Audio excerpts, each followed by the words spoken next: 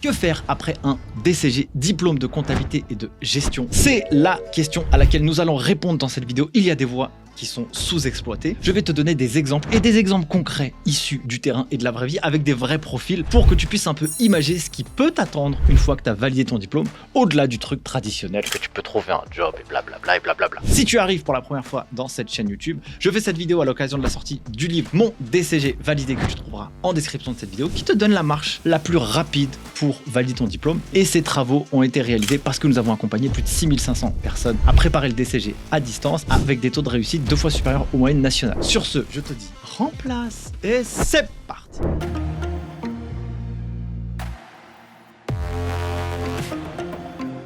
Alors il y a plusieurs possibilités dans le cadre du DCG. Une fois qu'il est obtenu, qu'est-ce que l'on peut faire juste après? Je vais commencer par des choses un peu traditionnelles pour revoir un peu les fondamentaux et après aller vers la fin de la vidéo à des choses qui sont hyper concrètes avec des parcours de gens juste ultra inspirants. Première chose que l'on peut faire après avoir validé le DCG, c'est de continuer vers la voie normale, traditionnelle, royale, qui s'appelle le DSCG, Diplôme supérieur de comptabilité et de gestion, qui est la version musclée du DCG, qui est d'un niveau Bac plus 5. Et puis plus si affinité, on peut aller poursuivre vers la voie royale du diplôme d'expertise comptable. Ça, c'est une première chose qui est la suite logique. Deuxième élément, on peut poursuivre en master. Le master, c'est pas obligé de faire un DCG, on peut en faire d'autres. Vous avez le master comptabilité contrôle audit, le master CCA, qui est aussi bien coté sur le marché de l'emploi. Vous avez des masters en finance, en gestion, en fiscalité, en droit des affaires, pour ne citer que ça. Ce qui est intéressant, c'est que la voie du DCG, elle vous donne quand même des opportunités. C'est un niveau Bac plus 3 et vous pouvez poursuivre vers d'autres masters. Une fois que vous avez validé un master, et si vous avez vraiment l'opportunité, ce qui est intéressant, c'est de savoir ce sur quoi vous souhaitez vous projeter demain. Si vous souhaitez vous projeter vers l'expertise comptable, ne cherchez pas midi à 14h. Faites le DSCG et le DEC et vous serez tranquille. Par contre, si vous souhaitez travailler en entreprise, je vous invite quand même à aller fouiller du côté des écoles de commerce. J'ai analysé les profils des DAF, directeurs administratifs et financiers, des boîtes du Next 40. Next 40, c'est un indicateur des boîtes françaises les plus prometteuses à l'échelle internationale. Pour être intégré dans cette liste du Next 40, donc les 40 boîtes les plus prometteuses, il faut avoir levé plus de 100 millions d'euros. Par exemple, ça c'est un des critères. Et je vous assure que les profils qui sont à l'intérieur, parce que je les ai tous regardés, poncés les uns derrière les autres pour comprendre qui sont ces profils. Eh bien, j'ai été aussi étonné de voir que 18%, 20% viennent de HEC. La quasi-totalité, ils viennent d'écoles de commerce. Il y a un DSCG et un expert comptable dans la liste des CFO. Et les autres, ce sont des écoles de commerce avec des écoles d'ingénieurs. Par exemple, je me prends le CFO de Back Market. Back Market, c'est une boîte qui fait du reconditionné. Lui, c'est l'ancien directeur financier de VP, vente privée anciennement, qui fait quasiment 4 milliards d'euros de CA. Lui, il a fait une école de commerce plus un DSCG. Il a ses deux casquettes et aujourd'hui, en tant que CFO de Back Market, qui fait du reconditionné, il a 40 personnes sous sa responsabilité. Mais 40 personnes financiers sous sa responsabilité. La compta, la finance, le contrôle de gestion. 40, c'est une PME dans un service compta.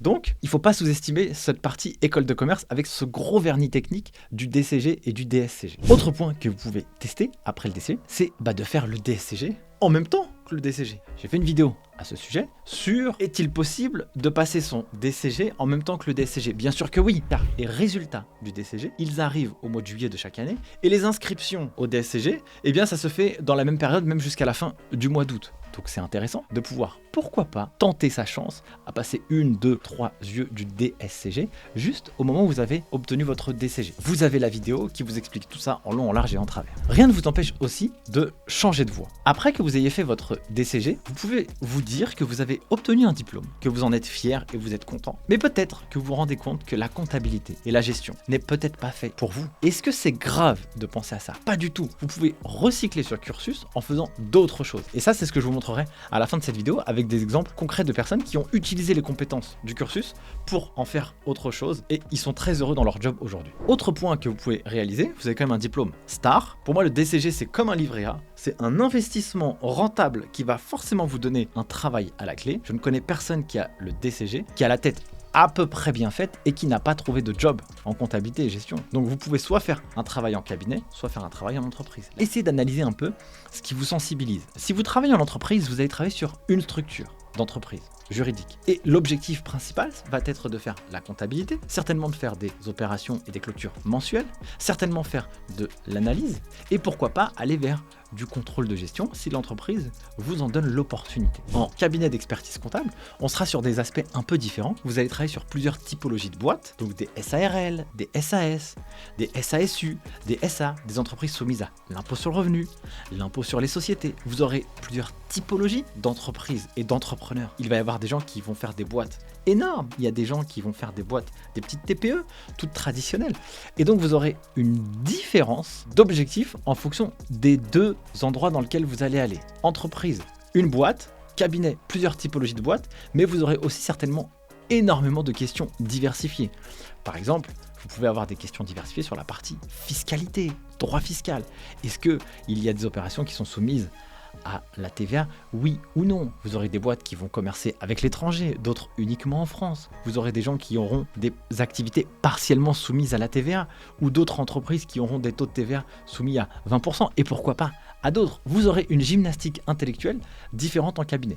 Le cabinet comptable, ça reste quand même une très très bonne école d'apprentissage. J'ai presque envie de dire que c'est l'école de la comptabilité. Vous apprenez beaucoup en peu de temps. Ça peut être aussi quelque chose d'intéressant pour vous si vous souhaitez avoir des très bonnes compétences techniques. D'ailleurs, je prends mon expérience personnelle. J'ai commencé par faire un BTS-CG plus un DCG, une partie à l'école, une partie en candidat libre. Et j'ai pu, en entreprise, gravir les échelons assez vite. En moins de 2 ans, j'étais adjoint DAF d'une filiale d'automobile Citroën qui faisait 200 millions d'euros de chiffre d'affaires.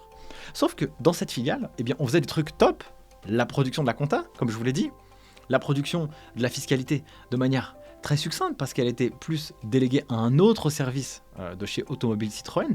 Il y avait aussi du contrôle de gestion, mais il n'y avait pas beaucoup d'aspects très techniques. Alors, je me suis dit, pour pouvoir développer mes compétences, je vais aller travailler en cabinet. Et là, je peux quand même voir que j'ai progressé à une vitesse monstrueuse. Moi, j'ai fait moins d'1 an d'expérience en cabinet, 10 ou 11 mois, je pense. Mais par contre, ce que j'ai appris là-dedans, je ne l'ai jamais appris autant autre part. Ça m'a vraiment apporté quelque chose et c'est là où ça m'a permis d'aller chercher des jobs à responsabilité, où j'avais des gens à manager, où j'étais responsable financier en société cotée, parce que aussi j'avais ce vernis-là. Regardez les annonces de travail, vous allez voir souvent que l'expérience en cabinet a bonne presse, parce qu'on sait très bien que travailler dans cet environnement vous donne de l'autonomie, de l'agilité et une capacité intellectuelle assez diversifiée. Si je prends Mélanie, elle, qu'est-ce qu'elle a fait? Je l'ai reçue sur le podcast Les Guides des Chiffres. Elle a eu une expérience chez Mazars à Londres, elle a eu une expérience chez Mazars à Singapour, par exemple, où elle a pu développer des compétences en anglais. Elle est partie à New York aussi par la suite, travailler dans une entreprise, puis elle est revenue chez Mazars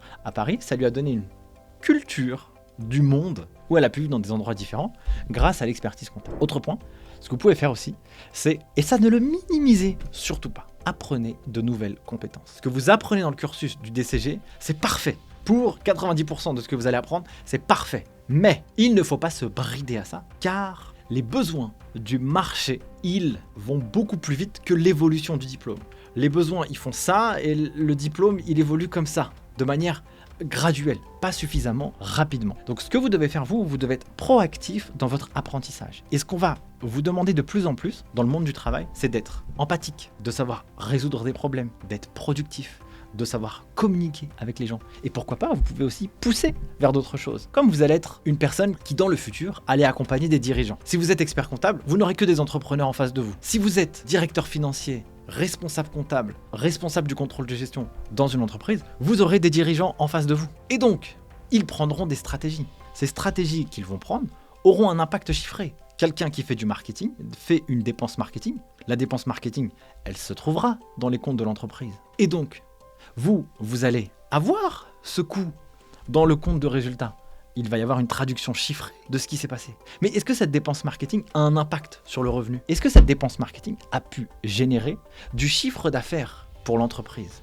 Avoir une culture marketing, ça vous permet à vous, lorsque vous prenez les coûts dans la boîte, de savoir s'ils ont été mis à bon escient dans l'entreprise. Vous pouvez un peu jouer le rôle de garde-fou demain en entreprise si vous comprenez l'ensemble des services de la boîte, comprendre comment fonctionne le marketing, le commerce, les RH, l'IT, la culture de la boîte, etc. Tout ça, il ne faut surtout pas minimiser parce qu'un bon financier, il se trouve surtout à l'extérieur de son bureau et pas dans son bureau en train d'analyser ses comptes comme un savant fou. Ça marche pas comme ça. La production comptable s'amoindrit au bénéfice et au profit de l'analyse des données. de la projection des données, du contrôle de gestion. Et donc, vous allez recevoir les infos, il faut que vous puissiez aussi aller discuter avec les autres. Et si vous ne les comprenez pas, ils ne vous donneront pas considération et ils ne vous prendront pas au sérieux. C'est très important d'avoir cette bonne mentalité et cette culture d'avoir envie d'apprendre un peu plus parce que aussi, ça peut également vous être utile. Si demain vous montez votre boîte et vous connaissez comment fonctionne le marketing, ça va vous aider. Si vous savez vendre, eh bien ça va également vous aider. Si vous aspirez à devenir expert comptable, c'est ce qui va vous arriver.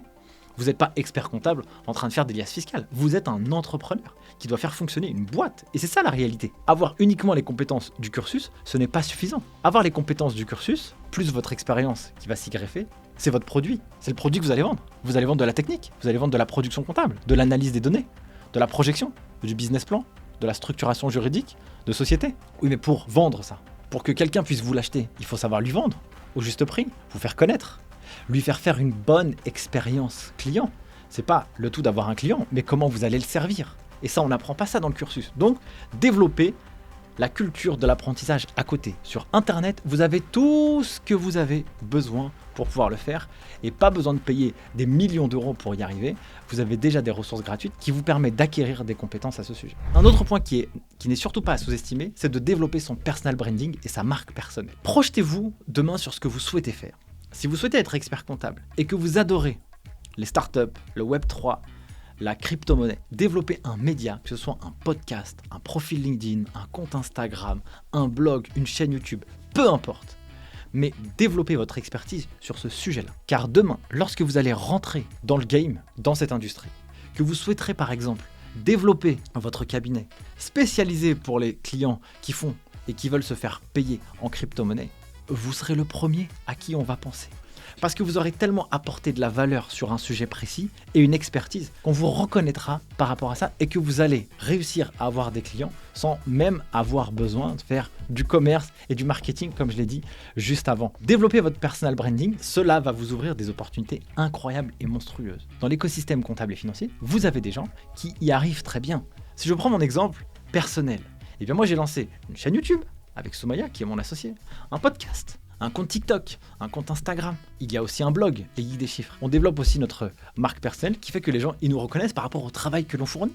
Et donc, si quelqu'un regarde une vidéo comme celle-ci où il se dit « purée, mais lui, ce qu'il me raconte, c'est nul », ou alors au contraire, ce qu'il me raconte, ça m'est utile, eh bien, si ça m'est utile, qu'est-ce qu'il propose juste après ? Eh bien, ça peut être une bonne stratégie aussi pour vous de pouvoir prendre un sujet, de vulgariser comme vous avez envie, ou de raconter votre histoire dans l'industrie que vous souhaitez porter, eh bien demain vous allez en tirer des bénéfices et ça va vous apprendre de grandes choses. Vous pouvez aussi monter votre boîte après le DCG. Vous avez la chance d'avoir des compétences financières. Quand on sait que les problèmes de gestion sont l'une des plus grandes causes de la fermeture des boîtes, eh bien vous n'aurez pas ce problème, vous ne fermerez pas votre boîte à cause d'une mauvaise gestion financière et administrative de votre entreprise. Passons maintenant aux exemples de profils qui sont passés par le DCG ou par des cursus comptables. Prenons ici notre cher Ismaël Moussa à gauche de l'écran. Ismaël, je l'ai interviewé dans le podcast. Lui, c'est un ancien sportif de haut niveau au volley à l'échelle internationale. Lui, à la fin de sa carrière, qu'est-ce qu'il a fait ? Il voulait se reconvertir. Fallait bien qu'il trouve un job, parce que en fonction de la carrière professionnelle ou sportive qu'on va réaliser, si on est footballeur, on va gagner beaucoup d'argent, mais il y a d'autres sports qui nécessitent de faire de la reconversion. Lui, il s'est dit, écoute, je vais m'orienter dans l'expertise comptable. Il a fait son DCG, il est reparti à l'école, je crois qu'il avait 35 ans quand il a fait ça, il a raconté ça dans le podcast, il est reparti à l'école pour pouvoir passer son cursus, son DSCG, puis son DEC. Aujourd'hui, typiquement ce que lui il fait, il a une vocation à travailler sur l'impact de la responsabilité sociale et environnementale des entreprises. Donc il est expert comptable, lui il veut pas faire des liasses fiscales et des TVA, il en fait un petit peu dans le cadre de son activité, mais son objectif, lui, c'est de pouvoir travailler et aider les entreprises à avoir un impact positif sur l'environnement. Par exemple, si je ne prends que ça, c'est pas très intuitif, ça, de se dire qu'avec un DCG ou un diplôme d'expertise comptable, je peux faire ça. Non, lui, il a appris des compétences annexes et à côté. Et quand on écoute un peu son histoire, il a une motivation intrinsèque qui émane de lui, où il veut apporter sa pierre à l'édifice avec ce canal-là. Et donc, le diplôme, voilà ce qui lui a permis de faire. Et aujourd'hui, il fait des conférences, il va en Afrique, il va dans des sommets à l'échelle internationale sur ces sujets-là. Et c'est grâce au cursus qu'il a pu réaliser. Autre point, ici on a Yann. Yann, lui, typiquement, là, ici, on est en train de faire une démo produit d'un logiciel qui s'appelle Time.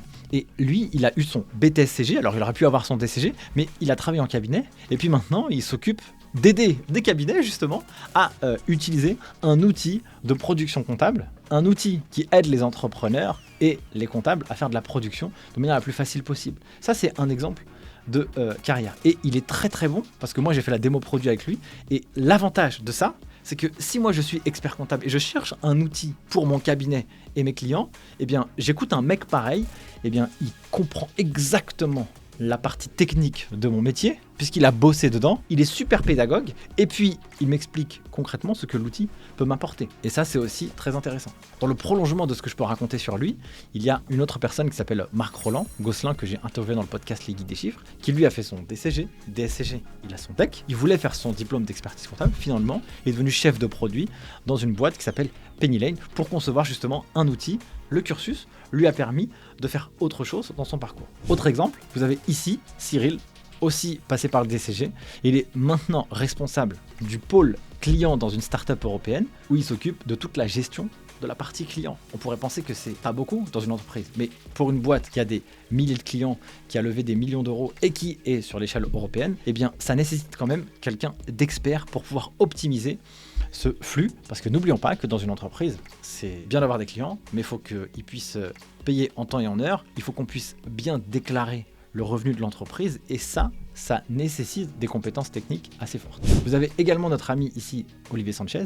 Lui, il a fait son DCG plus DSCG en 3 ans et demi avec une reconversion professionnelle. Il a commencé son cursus à l'âge de 29 ans. Il s'est dit, je vais rentrer dans la filière et je vais devenir expert comptable. Lui, il est très spécialisé dans le conseil pour les entreprises. Vous avez aussi d'autres profils. Nathan, lui, c'est une boule d'énergie. Il fait 1000 projets en même temps. Il est passé par le cursus DCG en alternance. Il a fait son DSCG en alternance.